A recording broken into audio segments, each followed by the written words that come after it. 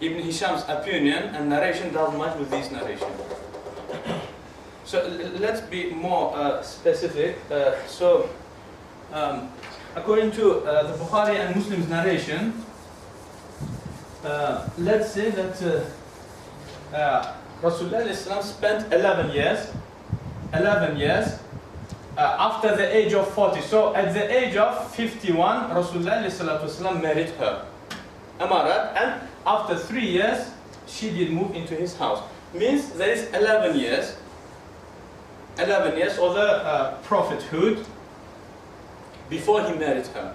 And after 11 years of prophethood, she was only 6 years old. Means to classify that within the first 3 years, she was Muslim according to the Ibn Hisham. So let's say that she became Muslim at the end of 3rd year, just to help out this group. So then, at the end of 3rd year, what was the age of Sayyidah Aisha? It was 2 years before she was born. Am I right? What do you think? Yeah, it doesn't add up. So 2 years before she was born. Am I right? Means, according to the narration of Ibn Hisham, she has to be at least. Please, can you give me some number to say that someone became Muslim and he was young? How old does he have to be? Breastfeeding baby, can we say that he became Muslim? Age of 3, 4. At the age of 3 and 4, according to both of Maturidi and Ash'ari, Shahada, witnessing testimony of Islam is not accepted.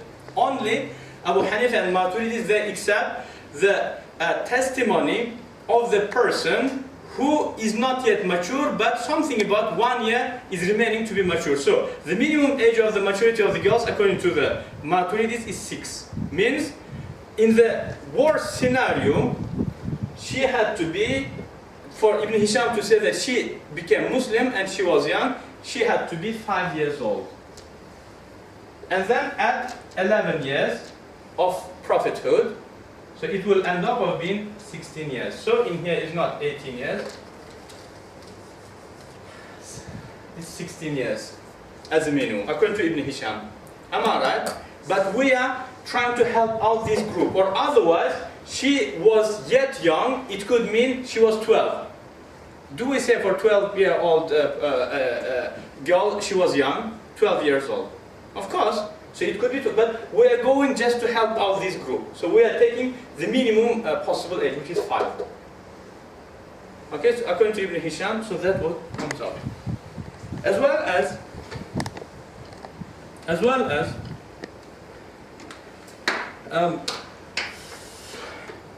Ibn Hisham and Tabari are not only the people who say that. So Ibn Hisham is not the person who says that Sayyidah Aisha was one of the earliest Muslims. The meaning of earliest Muslim, who became Muslim within the first 3 years. Okay, but Al-Mutahhar bin Tahir, or Al-Mutahhar bin Tahir, it is a scholar of Sirah, scholar of Hadith, who passed away at 4th century, 355. He also says that Sayyidah Aisha was one of the earliest Muslims. Okay, and he says, وَهِيَ صَغِيرَةٌ. So then he says, even, he clarifies, carries on, saying, فَكَانَ إِسْلَامُ هَؤُلَاءِ فِي 3 سِنِينَ وَرَسُولُ اللَّهِ صَلَّى اللَّهُ عَلَيْهِ وَسَلَّمْ يَدْعُو فِي خُفْيَةٍ قَبْلَ أَنْ يَدْخُلَ دَارَ أَرْقَمْ ibn Abi al-Arqam. So the first, if you remember, in the first, after the latest stage, in the 3rd year, after the prophethood, Rasulullah did set up the first institute, the house of Arqam ibn Abi al-Arqam. So, Al-Hafiz Mutahhar bin Tahir Al-Maqdisi says that Sayyidah Aisha became Muslim even before Rasulullah did go into the house of Arqam ibn Abi al-Arqam. Okay? And the 3rd scholar who says it is Abu Qasim al-Suhaili, who was born at 508. So he also says that Sayyidah Aisha became Muslim in the actually 1st year of the prophethood. Because in here, I was helping out, saying that at the 3rd year. But Suhaili, Abu Qasim al-Suhaili says that in the 1st year actually. Means we have to add up in here 2 more years, 2 2 more years for it to become 18 years. Okay, so that is the thing. So it is in terms of when she was born. Tabari as well as Ibn Hisham both say that in the time of Jahiliyyah, and when she became Muslim, so Ibn Hisham as well as Suhaili as well as Al-Hafiz al-Maqdisi, 3 of them, they said that she became Muslim as Sabiqat within the first 3 years, but further Suhaili says that in the first year, not within first 3 years, but in the first ever year. Okay, so it is 2 years before Umar radiallahu anhu. So the numbers are getting very strange actually. I don't know. So Sheikh, this is very interesting, but what would someone, for example, a lot of people, like say ordinary people, will just say, well, we just ignore Ibn Hisham because Bukhari is more accurate. No, it's not that, because Ibn Hisham is actually the main narrator of Ibn Ishaq, and no one did say that Ibn Hisham is a liar or weak. Everyone agrees that his book is authentic. So after agreeing that both of Bukhari and Ibn Hisham are authentic, so then why we should go to the extension to just ignore the narration, you know? Okay, and it's not only the things, but even the next is going to be the quotation from Bukhari and Muslim about the age, which will support the second group actually. Okay, so now the next interesting incident, it is the incident of Badr, Ghazwatul Badr. So, Ghazwatul Badr, it was the first year after the migration. Am I right? So it is exactly the year in which Rasulullah said Ayesha did move into the house of Rasulullah. Means she will be at the age of 9. Am I right? Same year. And then Sayyidah Aisha did narrate the story of how Badr happened. So in that she says very strange statement. So she says that one of the people actually, when we went with Rasulullah ﷺ, she says, I was there also. Then some of the disbelievers came. Okay, disbelievers came, and then he said, "Oh Muhammad, I want to follow you to fight against the Qurayshis." Okay, so then Rasulullah ﷺ said, do you take a witnessing that there is no God except one, and I am prophet? The person said, no, but I want to fight. Rasulullah ﷺ said, we will not seek protection from you against Qurayshis. Okay, so then he says, in that hadith she says, قالت, said Aisha is saying, ثم مضى حتى إذا كنا عند الشجرة أدركه الرجل. So after the first meeting with that person, we carried on, and when we went next to the tree, okay, so next to the tree, the same person came again, and then he did make the same offer, and then Rasulullah asked the same question, okay, and then the same conversation took. So in here, Sayyidah Aisha says, حتى إذا كنا عند الشجرة أو بالشجرة. So when we were means Sayyidah Aisha was there. So then it is narration of Imam Muslim. So then Imam Nawawi explains that Sayyidah Aisha was not one of those who actually went to the Badr, but actually she went to actually, as you can say, to say just without. Did you understand? Just to, you can say, take them to their destination. I mean, wherever they are going. Okay. But anyway, from this hadith, it shows that between the first meeting and the second meeting, there was quite a bit journey. Okay, and normally people wouldn't go except if they would be part of the army. And at the age of 9, Rasulullah wouldn't allow anyone to go to get engaged into the battle. Okay, but the second incident is even more clearer.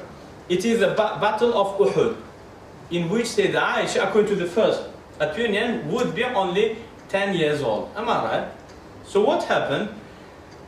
عن أنس بن مالك رضي الله عنه says, لما كان يوم أحد انهزم الناس عن النبي صلى الله عليه وسلم ولقد رأيت عائشة بنت أبي بكر وأم سليم وإنهما لمشمرتان أرى خدم سوقهم. And then he says, so anyway, Anas radiallahu anhu says, when people were actually, do you know that a problem happened? Uhud. So then people just has been killed around Rasulullah. So then Anas radiallahu anhu says, so I saw Sayyidah Aisha and Sulaym, okay, and they did roll up their clothes and they were going and treating the ill people, injured people. Means 100% in here is not twistable. So maybe with a Badr you can do some certain thing, but in here non-twistable. That she took a share in the Ghazwat Uhud. And what is the age in which Rasulullah did allow the people to get engaged into the battle? What do you think? Wasn't there some boys who wanted to be involved and they were like, I think 14 or something? Excellent, yeah. So that's what they say. It is in the same incident, it is Uhud. So Ibn Umar radiallahu anhu says,